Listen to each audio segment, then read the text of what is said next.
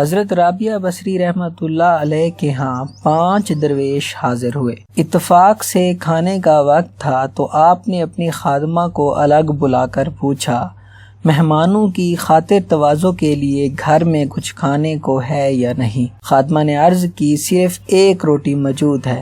آپ نے فرمایا، 1 روٹی سے کیا ہوگا؟ ابھی تھوڑی دیری گزری تھی کہ ایک سوالی نے در پر صدا دی۔ حضرت رابعہ بصری نے فرمایا کہ وہ روٹی اس ضرورت مند کو دے دو جو دروازے کے باہر کھڑا ہے۔ خادمہ نے آپ کے حکم کی تعمیل کی اور حضرت رابعہ بصری رحمۃ اللہ علیہ مہمانوں کے ساتھ مصروف گفتگو ہو گئی۔ کچھ دیر بعد کہ ایک شخص کھانا لے کر آیا ہے۔ حضرت رابعہ بصری رحمۃ اللہ نے پوچھا کہ کتنی روٹیاں ہیں؟ خادمہ نے بتایا کہ 2 روٹیاں ہیں۔ آپ نے فرمایا، اسے واپس کر دو، وہ شخص غلطی سے ہمارے گھر آ گیا ہے، یہ کھانا ہمارا نہیں ہے۔ خادمہ نے روٹیاں واپس کر دی۔ تھوڑی دیر بعد خادمہ نے پھر اطلاع دی کہ ایک اور شخص کھانا لے کر آیا ہے۔ آپ نے دریافت کیا کہ روٹیوں کی تعداد کتنی ہے؟ تو خادمہ نے جواب دیا، 5 روٹیاں۔ حضرت رابعہ نے پھر جواب دیا کہ اس بار بھی کھانا لانے والے کی ہے، غلطی کی ہے، یہ اسے کہہ دو کہ یہ ہمارا کھانا نہیں ہے۔ تیسری بار ایک اور شخص کھانا لے کر آیا۔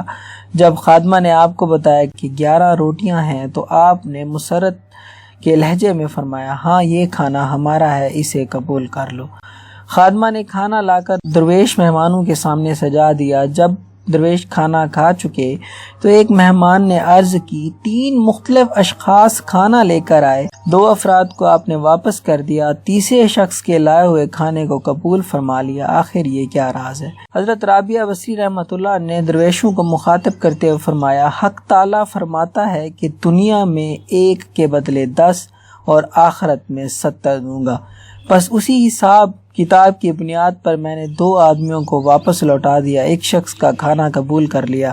میں نے اللہ کی راہ میں 1 روٹی دی، میں نے جو اللہ تعالیٰ کا جو وعدہ ہے اس کے مطابق مجھے 10 روٹیاں ملنی تھی۔ تو پہلا شخص جو 2 روٹیاں لے کر آیا تھا اور دوسرا شخص جو 5 روٹیاں لے کر آیا تھا، تو میں نے جان لیا کہ یہ حساب درست نہیں ہے۔ تیسرا شخص جو 11 روٹیاں لے کر آیا تو اسے میں نے بالکل قبول کر لیا، کیونکہ وہ رب تعالیٰ کے فرمان کے حساب کے عین مطابق تھا، کیونکہ 10 روٹیاں میری 1 روٹی کے بدلے میں تھی۔ جو روٹی میں نے سوالی کو دی اللہ تعالیٰ نے وہ بھی واپس فرما دی۔ یہ واقعہ ہمیں ایک سبق دیتا ہے کہ ہمیں اللہ تعالیٰ کی راہ میں خرچ کرنا چاہیے ہر حال میں۔ جب ہم اللہ تعالیٰ کی راہ میں خرچ کرتے ہیں تو اللہ تعالیٰ اس دنیا کے اندر ہمیں اس کے بدلے میں 10 گنا عطا فرماتا ہے اور آخرت میں 70 گنا عطا کرتا ہے۔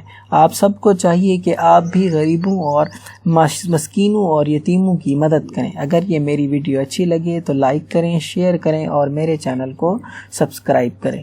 اللہ حافظ۔